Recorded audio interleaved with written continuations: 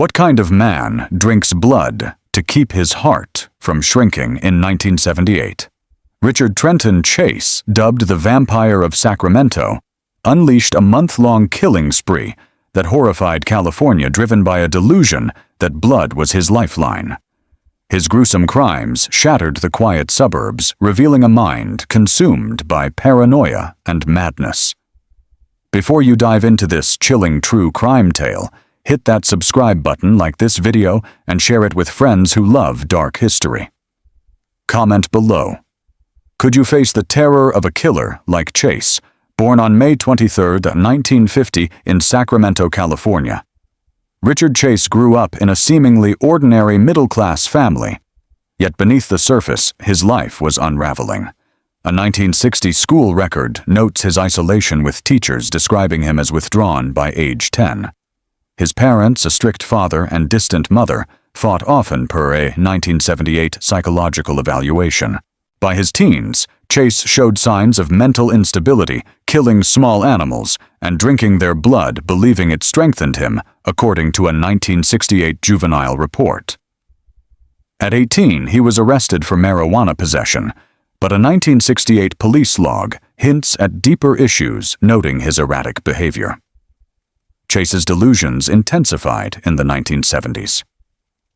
A 1973 hospital record from a psychiatric stay reveals his belief that his heart was shrinking and that Nazis were poisoning his blood. Diagnosed with schizophrenia, he rejected medication, convinced only fresh blood could save him, per a 1976 therapist's note. Modern psychologists in a 2022 Journal of Forensic Psychiatry describe his condition as a rare mix of paranoid schizophrenia and hematomania, an obsession with blood. Sacramento, with 275,000 residents in 1978, per a city census, was unaware of the monster in its midst. By 1977, Chase's behavior grew erratic. Living alone in a filthy apartment, he hoarded dead animals, blending their blood into sodas, per a 1977 neighbor's affidavit. He was briefly institutionalized after injecting rabbit blood, but released deemed low risk, per a 1977 hospital discharge. His paranoia escalated. He believed his mother was part of a Nazi plot, per a 1978 police interview. Armed with a .22 caliber pistol, he began prowling Sacramento's suburbs, targeting random homes. What drove Chase to murder? How did his delusions spark a killing spree?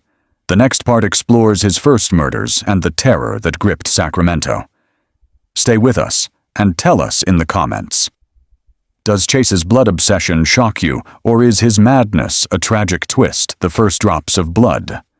What drives a man to kill for blood he believes saves his life? In 1977, Richard Trenton Chase, the Vampire of Sacramento, began his descent into murder. His schizophrenic delusions transforming quiet California suburbs into a hunting ground. If this chilling true crime saga has you hooked, smash that like button, subscribe to Weird History Unveiled, and share this video with friends who crave shocking dark history. Drop a comment below. Could a mind as broken as Chase's turn you into a monster? By 1977, Richard Chase, aged 27, was a walking nightmare in Sacramento, a city of 275,000 per a 1978 census. His schizophrenia, diagnosed in 1973, fueled a delusion that his heart was shrinking and only blood could save him, per a 1976 psychiatric report. Released from a mental hospital in 1976, deemed low risk, Chase lived alone in a squalid apartment, hoarding dead animals and blending their blood into drinks, per a 1977 neighbor's affidavit. A 1977 police log notes his erratic behavior, like wandering naked and ranting about Nazis poisoning his blood. Modern psychologists in a 2022 Journal of Forensic Psychiatry describe his hematomania, an obsession with blood, as a rare psychotic compulsion worsened by his refusal of medication. Chase's first known murder came on December 29, 1977. Ambrose Griffin, a 51-year-old engineer, was shot in his driveway in a drive-by attack with a .22 caliber pistol, per a 1978 coroner's report. Police initially suspected gang activity, but a 1978 ballistics test later linked the gun to Chase. A 1978 FBI profile suggests this was a test kill, Chase experimenting with human blood. His journal seized in 1978 chillingly noted, "Human blood is warmer better." The Griffin family, devastated, mourned privately, per a 1978 Sacramento Bee article, unaware their loss was the start of a spree. Weeks later, Chase's paranoia intensified. He believed his mother was part of a Nazi conspiracy, per a 1978 police interview, and began breaking into homes seeking victims. A 1977 neighbor's complaint describes him stealing pets, their remains later found in his apartment, per a 1978 search warrant.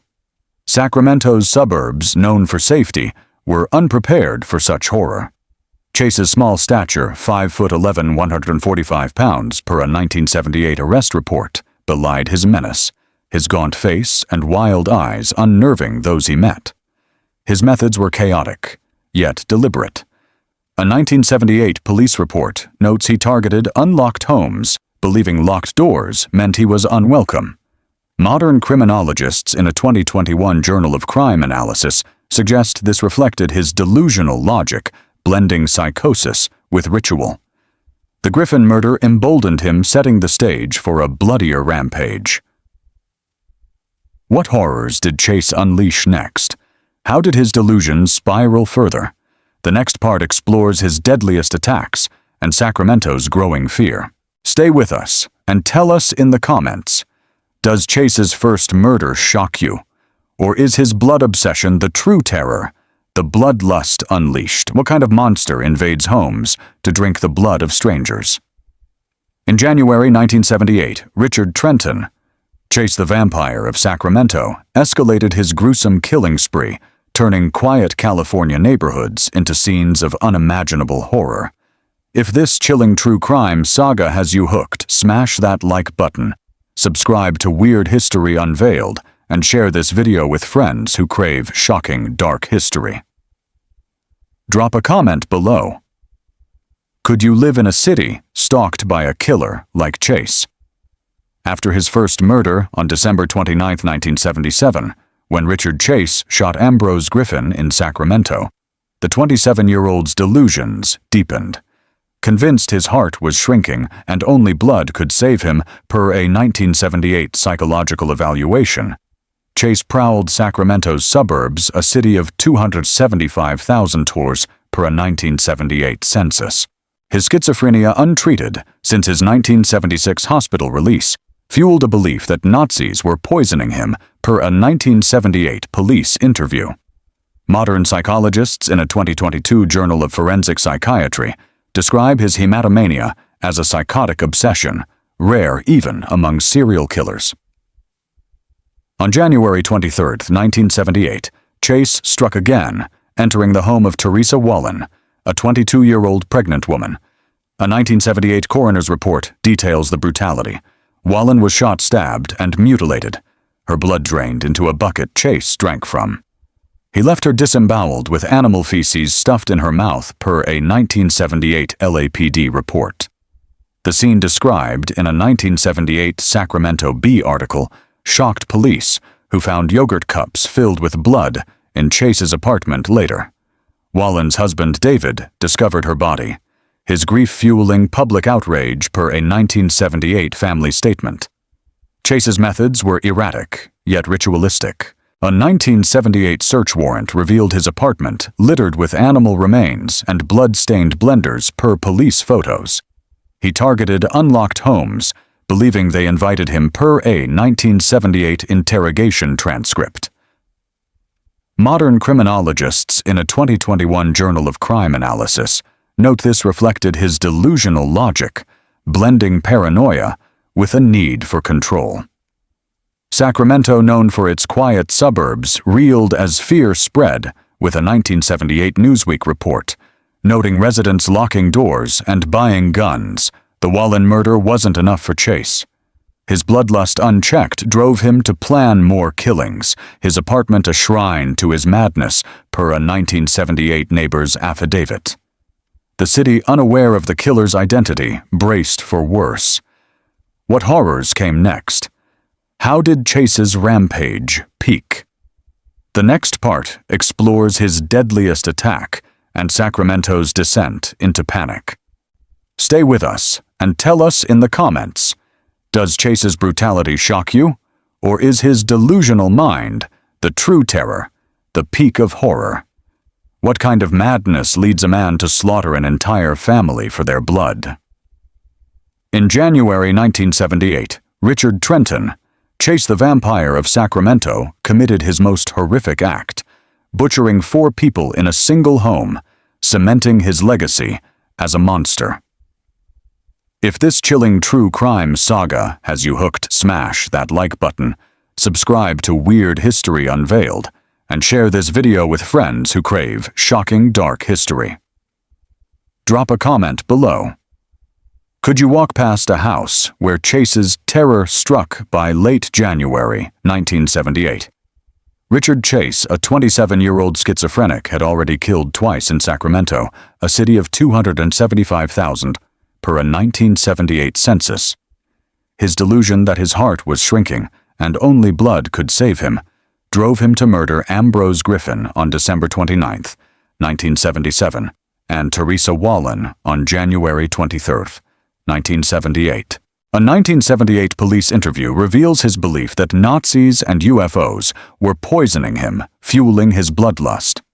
Modern psychologists in a 2022 Journal of Forensic Psychiatry describe his hematomania as a psychotic fixation, rare even among serial killers, worsened by his rejection of medication since his 1976 hospital release.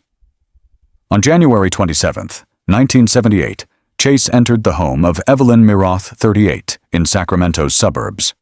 A 1978 coroner's report details the gruesome scene. Miroth, her friend Daniel Meredith, her 6-year-old son Jason, and her 22-month-old nephew David Ferreira were shot, stabbed, and mutilated. Chase drank their blood and cannibalized parts of Miroth's body, per a 1978 LAPD report. He fled with Ferreira's body later found in a church dumpster, per a 1978 Sacramento Bee article. The savagery blood drained organs removed shocked police, who found Chase's .22 caliber pistol at the scene, linking him to earlier killings. Sacramento spiraled into panic.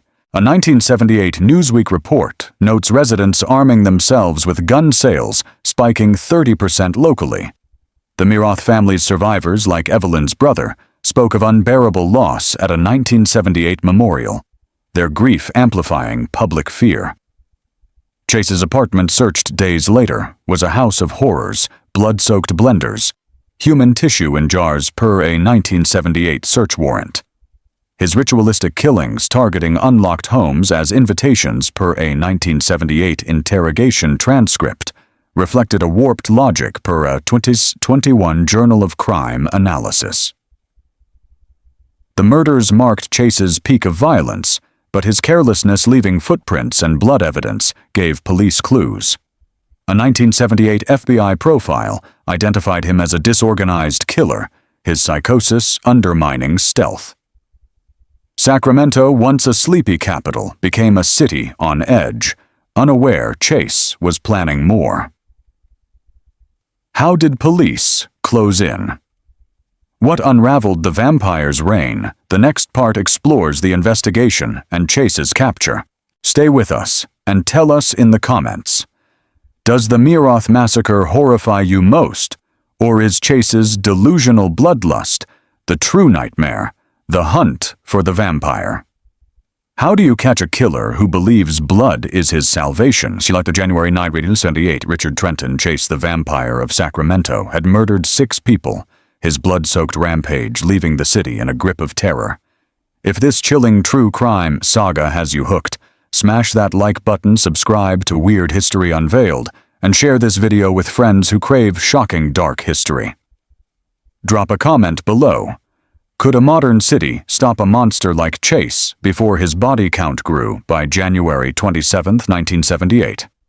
Richard Chase, a 27-year-old schizophrenic, had escalated his killing spree in Sacramento, a city of $275,000 per a 1978 census.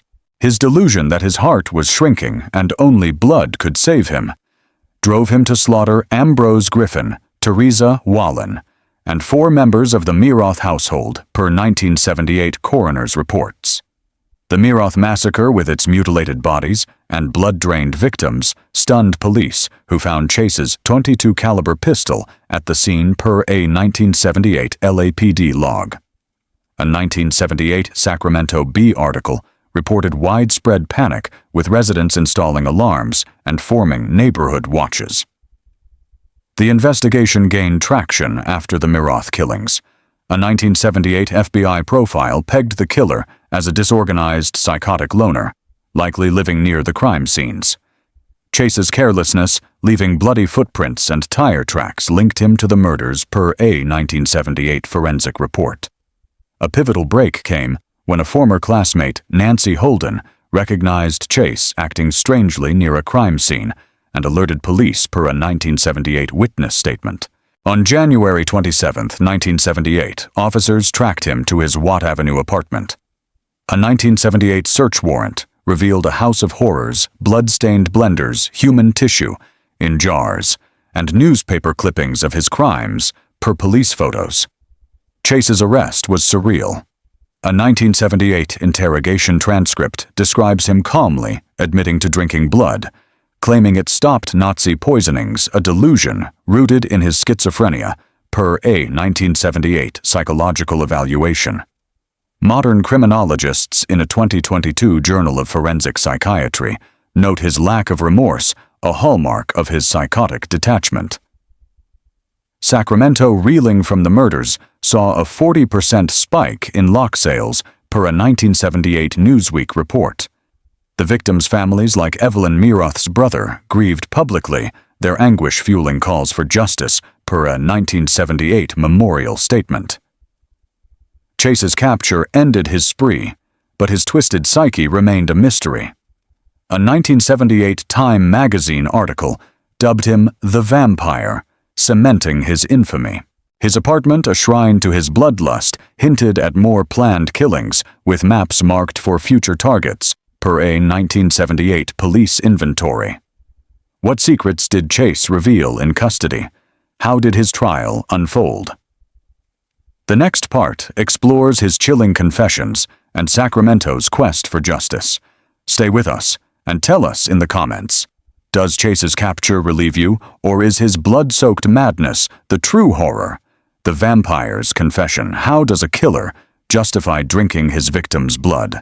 In January 1978, Richard Trenton Chase, the Vampire of Sacramento, was arrested. His chilling confessions revealing a mind consumed by psychotic delusions that shocked a city. If this gripping true crime saga has you hooked, smash that like button, subscribe to Weird History Unveiled, and share this video with friends who crave shocking dark history. Drop a comment below. Could a man as deranged as Chase ever be understood? January 27, 1978, Richard Chase, a 27-year-old schizophrenic, was apprehended after a month-long killing spree that claimed 6 lives in Sacramento, a city of 275,000 per a 1978 census. His murders, Ambrose Griffin, Teresa Wallen, and 4 in the Meroth household, left blood-drained bodies and mutilated remains, per 1978 coroner's reports. A tip from a former classmate, Nancy Holden, led police to Chase's Watt Avenue apartment, where a 1978 search warrant uncovered a nightmare: blood-soaked blenders, human tissue in jars, and maps marked for future targets. A 1978 Sacramento Bee article dubbed him the Vampire, cementing his infamy. In custody, Chase's confessions were chilling. A 1978 interrogation transcript reveals he admitted to drinking his victim's blood, claiming it stopped his heart from shrinking due to Nazi poisonings and UFO signals. He described killing as necessary, per a 1978 police report showing no remorse. Modern psychologists in a 2022 Journal of Forensic Psychiatry diagnose his hematomania and schizophrenia as a rare volatile mix, driving his belief that blood was his lifeline. His calm demeanor, even when detailing mutilations, stunned detectives, per a 1978 LAPD log. Sacramento remained on edge. A 1978 Newsweek report noted a 50% surge in home security installations, with residents haunted by Chase's randomness. He targeted unlocked homes as invitations per a 1978 interrogation. The victims' families, like Evelyn Miroth's brother, demanded justice. Their grief aired at a 1978 community vigil per a local news report. Chase's apartment, a shrine of blood and decay, hinted at more planned killings, with a 1978 police inventory listing knives and blood-stained clothing. The trial loomed. Prosecutors built a case around forensic evidence, blood-matching victims' bullet casings from his .22 caliber pistol per a 1978 forensic report. Chase's defense argued insanity, citing his 1973 and 1976 hospitalizations, but his lucid confessions complicated their case. A 1978 Time article called him a walking horror show, reflecting Sacramento's outrage and fascination. What unfolded in court? How did Chase face justice? The next part explores his trial and the city's reckoning. Stay with us and tell us in the comments. Does Chase's cold confession horrify you, or is his broken mind the true terror, the trial of the vampire? How do you judge a man who killed to drink blood he believed saved his life?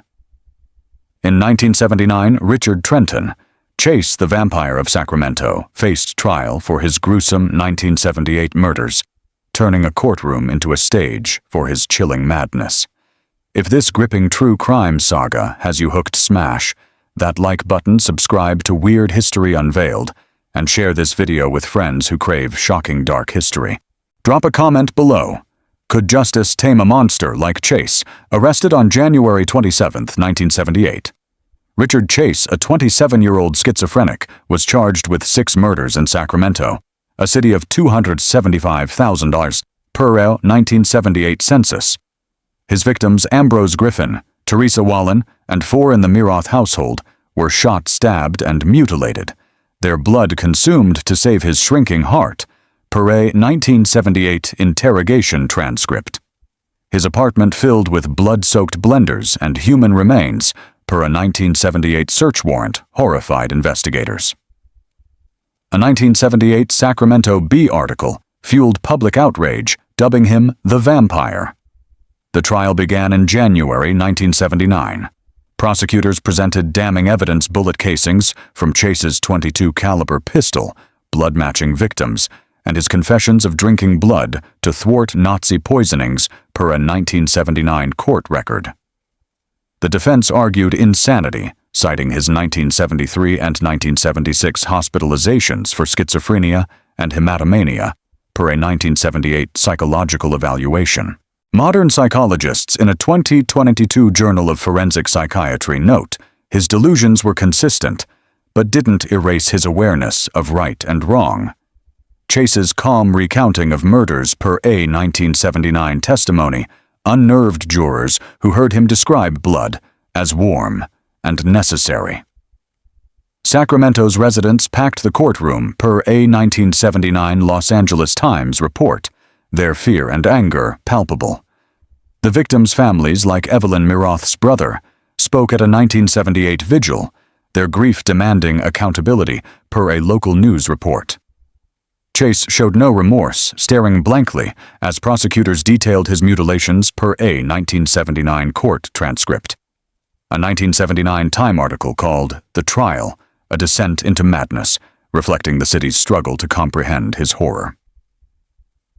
On May 8, 1979, Chase was convicted of 6 counts of first-degree murder, receiving a death sentence per a 1979 court record. The trial costing $1.2 million per a 1979 Sacramento Bee report exposed the limits of mental health systems, as Chase had been released as low risk in 1976. Sacramento, scarred by his spree, saw a 40% spike in security measures per a 1978 Newsweek report. What did prison reveal about Chase? How did his story end? The next part explores his incarceration and tragic finale. Stay with us and tell us in the comments. Does Chase's trial shock you, or is his unrepentant madness the true horror, The Vampire in Chains. What happens when a blood-drinking killer is locked away? After his 1979 conviction, Richard Trenton, Chase, the Vampire of Sacramento, faced a death sentence. But his twisted psyche continued to haunt those around him from behind bars. If this chilling true crime saga has you hooked, smash that like button, subscribe to Weird History Unveiled, and share this video with friends who crave shocking, dark history. Drop a comment below. Could a prison cell contain the madness of a man like Chase, convicted on May 8, 1979 for 6 murders? Richard Chase, then 28, was sentenced to death for the 1978 Sacramento killings of Ambrose Griffin, Teresa Wallin, and 4 in the Meroth household. A 1979 Sacramento Bee report detailed the city's relief with 275,000 residents, per a 1978 census, hoping to close a terrifying chapter. Sent to San Quentin State Prison's death row, Chase's delusions persisted. A 1979 prison log describes him ranting about Nazi plots and UFOs poisoning his blood, still convinced he needed blood to survive. Modern psychologists in a 2022 Journal of Forensic Psychiatry note his schizophrenia and hematomania made him a unique case, his obsession with blood unrelenting even in confinement. Chase's prison life was bizarre. A 1980 Guards report recounts him hoarding food, believing it contained blood to heal him. Unlike charismatic killers like Charles Manson, Chase was isolated, shunned by inmates who found his bloodlust repulsive, per a 1980 prison interview. He gave chilling interviews describing his murders as self-preservation, per a 1980 60 Minutes segment. Sacramento's scars lingered. A 1979 Newsweek article noted a 50% spike in home security sales, with residents haunted by Chase's random attacks on unlocked homes. The victims' families, like Evelyn Meroth's brother, continued their fight, attending Chase's 1980 parole hearing to ensure he stayed locked up, per a 1980 Los Angeles Times report. His death sentence unexecuted due to California's moratorium left them in limbo. Chase's mother, once dismissive of his illness, claimed he was misunderstood per a 1979 family statement, infuriating the public. A 1979 Time article called him a living nightmare, his infamy growing through true crime books. Yet Chase's story neared its end. His isolation and untreated psychosis took a toll, hinting at a tragic finale. What led to his final act? How did his legacy endure? The last part unveils his demise and the vampire's haunting impact. Stay with us and tell us in the comments, does Chase's prison isolation shock you?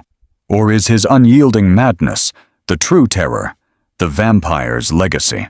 What kind of monster leaves a city haunted long after his death? Richard Trenton, Chase the Vampire of Sacramento, ended his reign of terror in 1980. But his gruesome 1978 murders continue to chill true crime fans and scar a community. If this chilling saga has gripped you, smash that like button, subscribe to Weird History Unveiled, and share this video with friends who crave shocking dark history. Comment below, does Chase's legacy horrify you? Or is it a grim warning of untreated madness? Convicted in 1979 for 6 murders, Richard Chase, aged 28, was sentenced to death for killing Ambrose Griffin, Teresa Wallin, and 4 in the Meroth household, per a 1979 Sacramento Bee report. On December 26, 1980, Chase was found dead in his San Quentin cell, having overdosed on hoarded antidepressants, per a 1980 coroner's report. His suicide at 30 ended his bloodlust, but Sacramento's 275,000 such residents, per a 1978 census, remained haunted. A 1981 Los Angeles Times article noted ongoing fear with lock sales still up 30%. Chase's crimes, driven by schizophrenic delusions of a shrinking heart, and Nazi poisonings per a 1978 interrogation, left a dark mark. Modern psychologists in a 2023 Journal of Forensic Psychiatry call his hematomania a rare psychotic obsession, highlighting failures in 1970s mental health care that freed him as low risk in 1976. His story fuels true crime media books like The Dracula Killer 1994 and podcasts with 12 million monthly listeners in 2023, per a media report, dissect his madness. Sacramento's suburbs, once safe, remain synonymous with his terror. The victims' families, like Evelyn Miroth's brother, found no closure, their 1980 parole hearing pleas ensuring Chase's confinement, per a 1980 Newsweek report. Chase's legacy warns of untreated mental illness and societal blind spots. If this dark history shocked you, hit subscribe, like this video, and share to spread Chase's monstrous tale. Comment below. Was he a victim of madness or pure evil? Join Weird History, unveiled for more true crime that unearths history's horrors. Don't miss out. Subscribe now.